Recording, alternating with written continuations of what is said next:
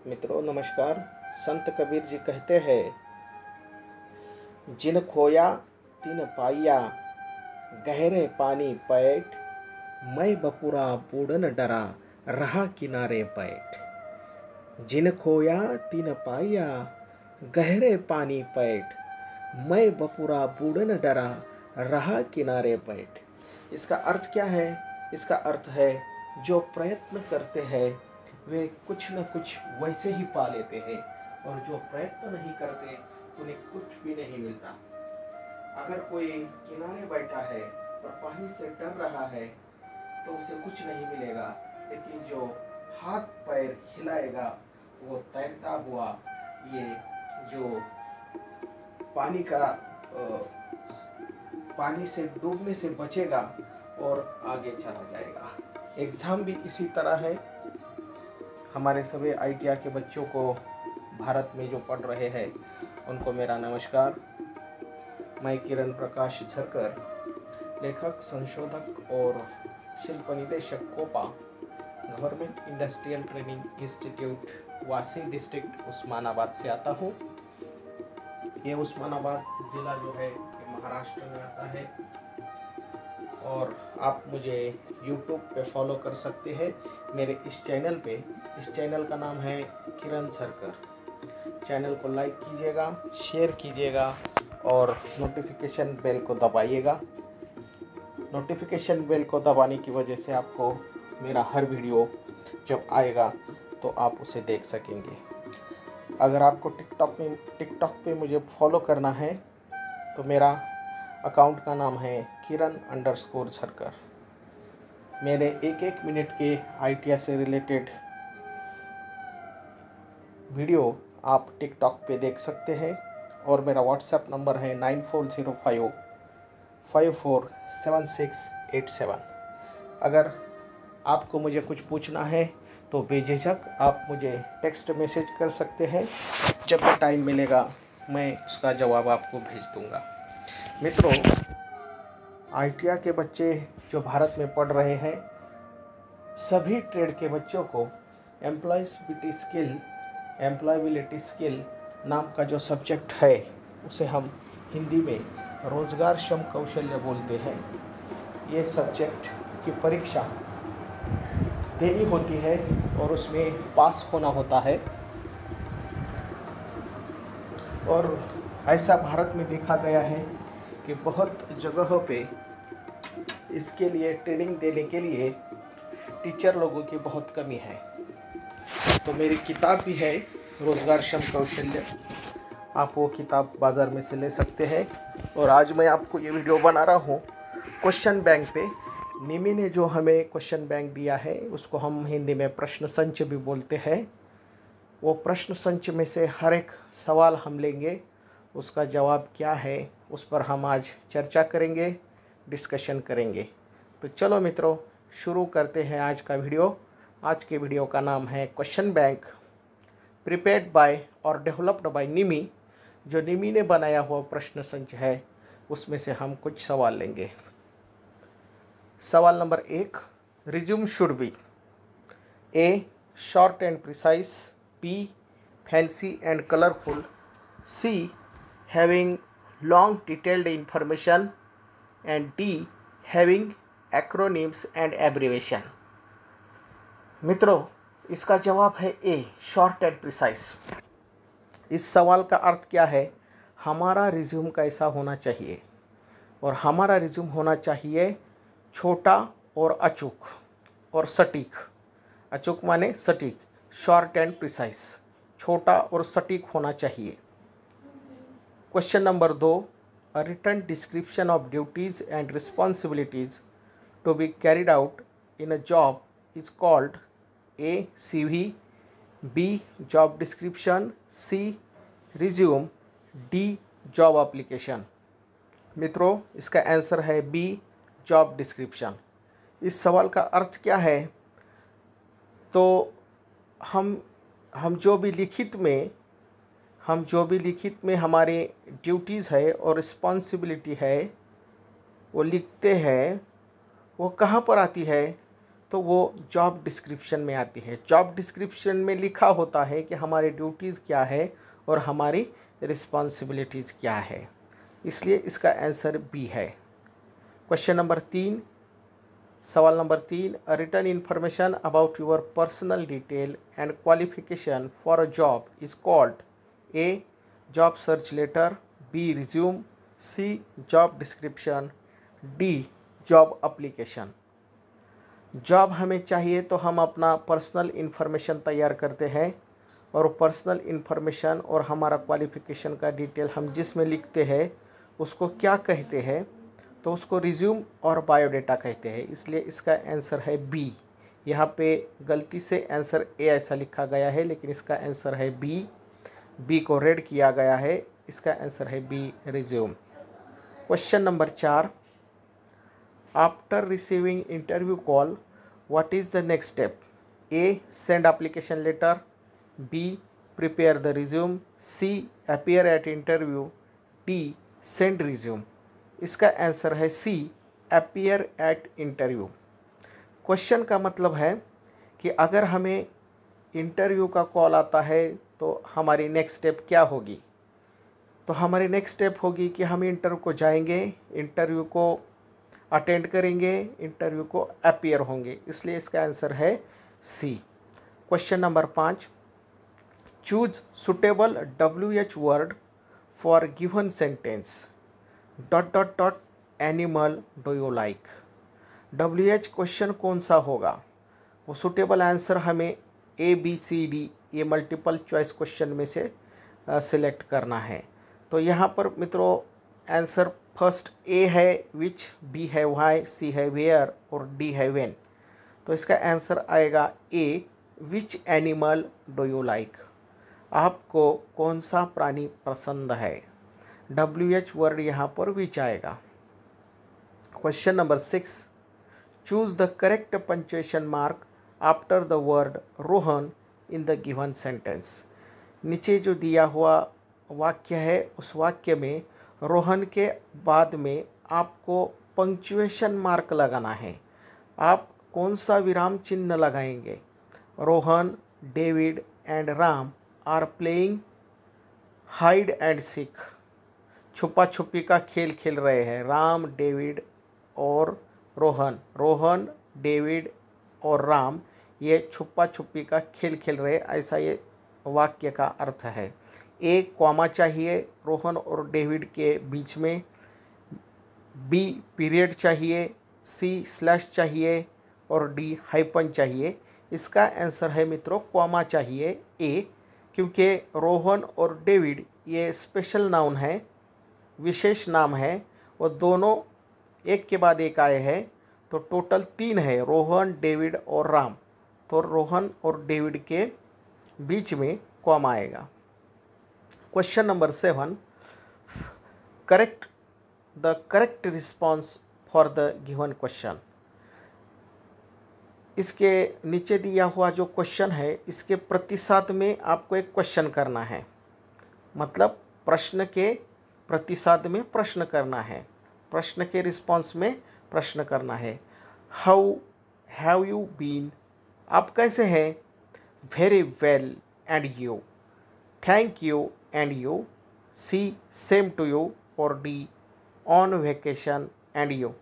अभी जो क्वेश्चन है इंग्लिश में हम हमारे दोस्तों को जब मिलते हैं तो पूछते हैं हाउ हैव यू बीन? आप कैसे हैं? तो वो बोलता है मैं ठीक हूँ, और आप कैसा है, आप कैसे हो? तो उसका जवाब आएगा A, very well and you. Question number 8, choose the correct response of the given question. फिर से एक बार इसका क्वेश्चन का आंसर हमें देना है। When did the accident happen? अगर ये सवाल है, कौन सा सवाल है? When did the accident happen? Accident कब हुआ? तो इसका जवाब नीचे दिया हुआ क्या आएगा? A in the hotel, B during travelling, C at 10:30 last night, D on the table. Accident कब हुआ मतलब कितने टाइम पे हुआ, ऐसा ही सवाल है। तो यहाँ पे टाइम सिर्फ सी ऑप्शन में दिया है, एट 10:30 लास्ट नाइट, कल रात 10:30 बजे, इसलिए इसका आंसर है C. Question number 9, choose the correct tense of the verb. हमें नीचे दिया हुआ जो क्रियापद है उसका करेक्ट काल बताना है। I dot dot music when I child, A learn, B am learning, C will learn, D learned. और इसका आंसर है डी लर्नड। यहाँ पे क्या दिया है, तो मैं जब छोटा था तो मैं म्यूज़िक सीखता था, मतलब ये भूतकाल वाली बात है, ये भूतकाल वाली बात है। इसके लिए हमें पास्ट टेंस वाला वर्ब चूज करना पड़ेगा और वो है लर्नड, इसलिए इसका आंसर होगा D. D learned. I learned music when I was child. Next question number 10, curriculum vitae, उसको ही CV बोलते हैं शॉर्ट में, is also known as resume, B job description, C cover letter, D application letter. इसका उत्तर है curriculum विटे को दूसरा नाम क्या है, तो वो पॉपुलरली नोन एज रिज्यूम, उसको रिज्यूम बोलते हैं, इसलिए इसका आंसर ए है। Question number 11, curriculum vitae is also known as, ऊपर नीचे दिया हुआ है, इसका आंसर बी है। A circular, B resume, C job application form और डी लीव एप्लीकेशन। तो जॉब एप्लीकेशन फॉर्म आपको तो मालूम है, जब हम जॉब चाहिए हमें तो हम जो उसके लिए फॉर्म लिखते हैं उसको एप्लीकेशन फॉर्म बोलते हैं। लीव एप्लीकेशन मतलब हमें छुट्टी लेनी है तो लीव एप्लीकेशन होता है। और सर्कुलर माने परिपत्रक, अगर कोई चीज़ आपके कर्मचारी लोगों को बतानी है तो उसके लिए सर्कुलर होता है। और करिकुलम विटे इसका मतलब बायोडेटा, और उसे ही हम रिज्यूम बोलेंगे, इसके लिए इसका आंसर बी है। नेक्स्ट क्वेश्चन है क्वेश्चन नंबर 12, और क्वेश्चन है fill in the blanks with comprehensive, fill in the blank with comparative adjective. हमें कंपैरेटिव एडजेक्टिव वहाँ पर लिखना है, मतलब तुलना करके कौन सा विशेषण आएगा वो लिखना है। Your pencil is dot dot then mine, sharp, sharper, blunt, think, ऐसे यहाँ पर आंसर दिए हैं, तो इसका आंसर है B sharper. Your pencil is sharper than mine, आपकी पेंसिल मेरे से शार्प है। Question number 13, fill in the blank with correct word, they dot dot good friends. अभी यहाँ पे दे है, दे का मतलब अनेक वचन है, वहाँ पर बहुत सारे गुड फ्रेंड्स है, बहुत सारे हैं इसलिए अनेक वचन है। A is, B am, C are और डी वॉज, तो अनेक वचन है इसलिए हमें सी आर यूज़ करना चाहिए। They are good friends. Next question number 14, fill in the blanks with present progressive tense of the verb. हमें अभी प्रेजेंट प्रोग्रेसिव टेंस यहाँ पर लगाना है। The train dot dot through the tunnel. अभी ये जो प्रेजेंट प्रोग्रेसिव टेंस होता है, मतलब उसको चालू पूर्ण काल ऐसा बोलते हैं, क्रियापद का चालू पूर्ण काल, मतलब अभी वो चालू है। द ट्रेन पास्ट, ये तो नहीं हो सकता, इज पासिंग, इसका आंसर है बी। सी हैड पास्ट और डी वाज पासिंग। ये प्रेजेंट है, ऑन गोइंग है, इसलिए हमें इसे इज पासिंग कहना चाहिए। The train is passing through the tunnel. और ये प्रेजेंट प्रोग्रेसिव टेंस का जो फॉर्मूला है, ये फॉर्मूले में जो वर्ब होता है वो वर्ब को आईएनजी लगाते हैं, और ये प्रेजेंट है इसलिए इसको इज लगाते हैं। अगर प्रेजेंट रहेगा तो इसके लिए हमें इज लगाना है, या अगर पास्ट रहेगा तो उसको वाज लगाते हैं। प्रेजेंट है इसलिए हमें यहाँ पर इज लगाया है, इसका आंसर है B. The train is passing through the tunnel. Train tunnel से अभी जा रही है। क्वेश्चन नंबर 15,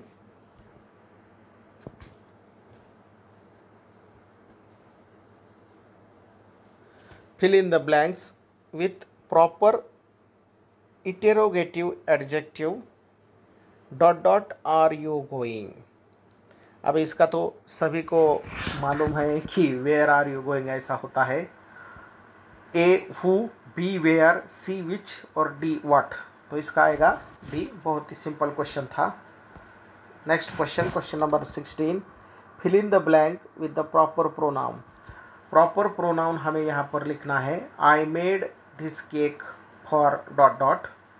ए myself, B yourself, C himself और D itself.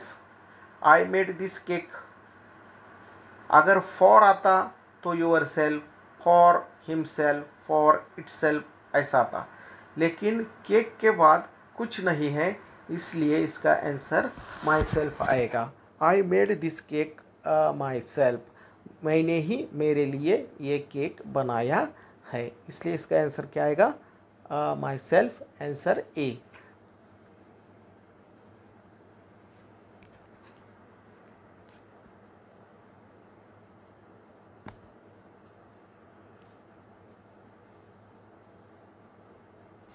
Question number 17,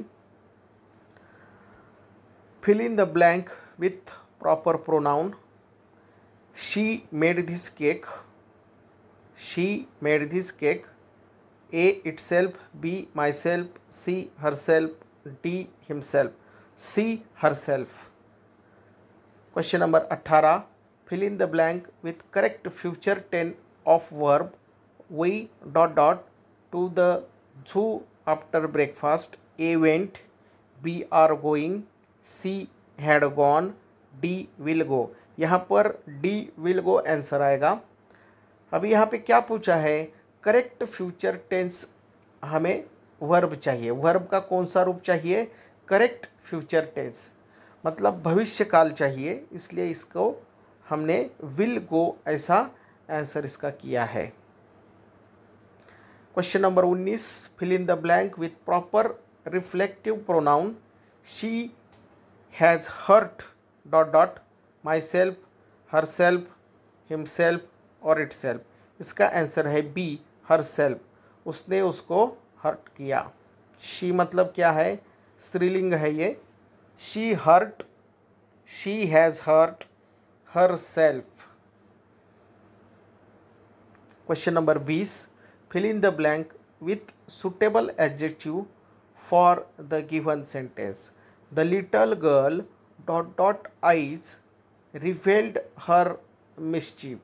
A chubby, B weak, C short signed, D twinkling। तो इसका answer twinkling आएगा। the little girl twinkling eyes, twinkling मतलब अप डाउन ऐसा। relieved her mischief। Question number 21, fill in the blank with suitable place preposition। अभी हमें preposition कौन सा suitable है वो या नीचे दिया हुआ सेंटेंस में कंप्लीट करना है। my house is ... the third floor। A at, B in, C on, D under। इसका आंसर आएगा C, on the third floor। Question number 22, fill in the correct question word. Correct question word हमें डालना है ... is the speaker at the function. A what, B when, C why, D who. इसका answer आएगा D who. कौन था speaker? जो function हुआ उसमें स्पीकर कौन था? तो इसका आंसर आएगा D who. Question number 23, low level language is called A source code, B middle code, C machine language and D assembly language. इसका आंसर है C, machine language. Pronunciation refers to A diphthong, B consonant, C punctuation, D production of sound. अब ये punctuation किसको refer करता है? तो production of sound, मतलब हमारे आवाज़ का स्वर जो है वो बदलता है, वो बदलने के लिए हम पंक्चुएशन मार्क डालते हैं, इसलिए इसका आंसर डी है। Question number 25, Rearrange the following set of question into meaningful sentence. Teacher, school, work, she, A, as. अभी ये जो सेंटेंस दिया है ये बिखरा हुआ सेंटेंस है और हमें ये सेंटेंस करेक्ट फॉर्म में लाना है। School worked as a she teacher, she worked as a school teacher, C teacher worked as a school, worked she as a school teacher. इसका आंसर है B, she worked as a school teacher. वो school में teacher का काम करती है। Question number 26 number का question. The word that express a sudden and strong feeling is called A punctuation, B interjection, C conjunction और D apostrophe. तो इसका आंसर है बी, इंटरजेक्शन। ये तो अभी डेफिनेशन है, ये तो आपको याद करना पड़ेगा। Question number 27। When you greet higher official such as teacher, instructor और supervisor, you should use A good morning, B hello, C hey, D hi. अगर आप टीचर है, अगर आप ऑफिशियल वर्कर है, इंस्ट्रक्टर है, सुपरवाइज़र है, तो आप यहाँ पे से मतलब क्या यूज़ करेंगे? गुड मॉर्निंग करेंगे, हेलो करेंगे, हे करेंगे, हाय करेंगे। तो इसमें से गुड मॉर्निंग ये सही आंसर है, answer number A. Question number 27। Which is a silent letter in the word answer. Answer में silent, which is the silent letter. अभी यहाँ पे साइलेंट लेटर कौन सा है? आंसर में कौन सा लेटर साइलेंट है? आंसर आर तो आता है, ई भी आता है, एस भी आता है और इसका आंसर है डी, डब्ल्यू। डब्ल्यू यहाँ पर साइलेंट है, डब्ल्यू का उच्चार नहीं होता है इसलिए डब्ल्यू साइलेंट है, इसलिए इसका आंसर डी है। Question number 29। Which one is do's of discussion etiquettes. A lose your temper, B listen to other, C talk about irrelevant detail और डी यूज impolite और रूड लैंग्वेज। अभी यहाँ पे क्या करना चाहिए? डिस्कशन में क्या करना चाहिए? तो सबका सुनना चाहिए, इसलिए इसका आंसर है B, listen to others. Question number 30। Which one is don't of discussion etiquette. हमें चर्चा करते समय क्या नहीं करना है? A be open minded, B use moderate tone, C listen to other and D argue unnecessarily. तो इसका आंसर है डी, आर्ग्यू अननेसेसरी। जो आर्ग्यू नहीं चाहिए, आर्गुमेंट हमें नहीं करना चाहिए, अननेसेसरी आर्गुमेंट हमें नहीं करना चाहिए। ये डोंट में डी आएगा। Question number 31। Which one is brain of computer. Computer का ब्रेन कौन है? A keyboard, B CPU, C monitor और डी हार्ड डिस्क। तो कंप्यूटर का ब्रेन जो है वो सीपीयू है, सेंट्रल प्रोसेसिंग यूनिट भी कहते हैं उसको। तो आंसर है B. Question number 32। Which one is cardinal number. Cardinal number कौन सा है? तो कार्डिनल नंबर ए है 10, बी 5, सी 7 और डी 11। यहाँ पर ये जो बी सी डी है ये रोमन में लिखा है, इसलिए इसका आंसर है ए 10। Question number 33। Which one is cardinal number. अभी यहाँ पे कार्डिनल नंबर 3 है, आंसर है इसका डी। बहुत ही ईजी क्वेश्चन है। अभी यहाँ पे कार्डिनल नंबर जो है वो भी डी है 1। यह अभी ए वाला 4 है लेकिन ये रोमन में है, बी में 10th है वो TH लिखा है और सी में फर्स्ट ST लिखा है, इसलिए कार्डिनल नंबर डी आंसर आएगा 1। Question number 35। Which one is cardinal number. यहाँ पे ए 1 आएगा, बी 5th, सी 8th और डी 2nd। अभी यहाँ पे जो है वो स्पेलिंग लिखा है 1, ये फिफ्थ जो है, फिफ्थ, एट्थ और सेकंड, ये कार्डिनल नंबर नहीं है, इसलिए इसका आंसर है A1। Which one is exclamatory sentence? Exclamatory sentence कौन सा है? तो एक्सक्लेमेटरी मार्क जहाँ पे होगा वो एक्सक्लेमेटरी सेंटेंस होगा। एक्सक्लेमेटरी मार्क जो है वो ए में है। What a beautiful house it is. It is a beautiful house. Is it a beautiful house. Your house is beautiful. इसका आंसर है ए, क्योंकि एक्सक्लेमेटरी मार्क जो है वो ए वाले सेंटेंस पे लगा है, इसलिए इसका आंसर है A. Question number 37, which one is active voice? अभी यहाँ पे जो नीचे दिए हुए सेंटेंस है ABCD, इनमें से हमें चूज करना है। विच ए में लिखा है विच one is in active voice. B, Ram has passed the exam. C, the ball was caught by him. D, the book was being read by her. We were driven home by dad. We were driven home by dad. अभी इसका answer है A, which one is in active voice. अभी ये active voice में है। Question number 38, which one is in passive voice? कौन सा passive voice में है? A, Mohan is painting a house. B, she was reading a book. C, here birthday was celebrated by us. And D, I have seen the movie.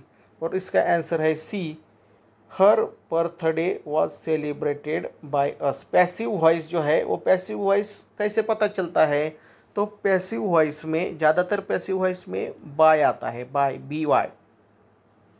Question number 39, which one is not conjunction? नीचे दिया हुआ कौन सा conjunction नहीं है? मतलब conjunction मतलब दो सेंटेंस को जोड़ने वाला नहीं है। A एंड, B और, C but and D on. इसका आंसर है D ऑन। ऑन दो सेंटेंस को जोड़ता नहीं है, इसलिए वो कंजक्शन नहीं है। A एंड जोड़ता है, B और जोड़ता है, और C बट, ये तीनों जो वर्ड है वो दो सेंटेंस जोड़ने के लिए उसका यूज़ होता है। ऑन का जोड़ने के लिए यूज़ नहीं होता है, इसलिए वो कंजक्शन नहीं है, इसलिए इसका आंसर है D। अभी क्वेश्चन जो आप पढ़ रहे हैं बहुत केयरफुली पढ़ना पड़ेगा। यहाँ पे क्या लिखा है? Which one is not a conjunction. नीचे दिए हुए चारों में से कौन सा कंजक्शन नहीं है, ऐसा क्वेश्चन है, इसलिए इसका आंसर डी आया है। क्वेश्चन नंबर 40, 40वां question, which one is not a benefit of the role playing? Which one is not a benefit of the role playing? A, building confidence. B, develop listening skill. C, develop creative problem solving skill. And D, develops boredom. तो इसका answer है D, develop boredom। अगला वाला सवाल, which one is not a vowel? नीचे दिया हुआ जो है उसमें से कौन सा वोवेल नहीं है? वोवेल का मतलब है स्वर।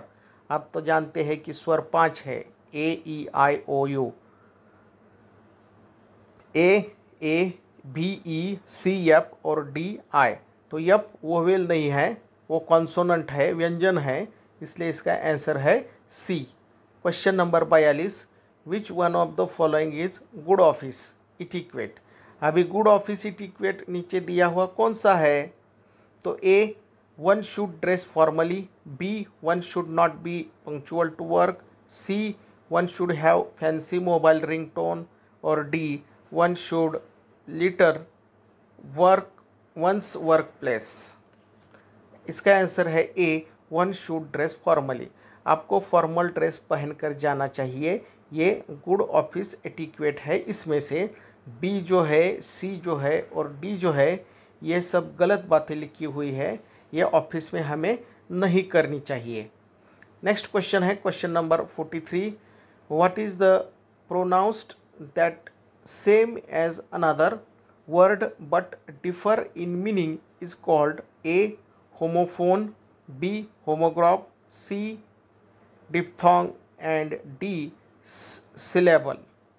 Word that pronounced the same as another word but differ in meaning is called.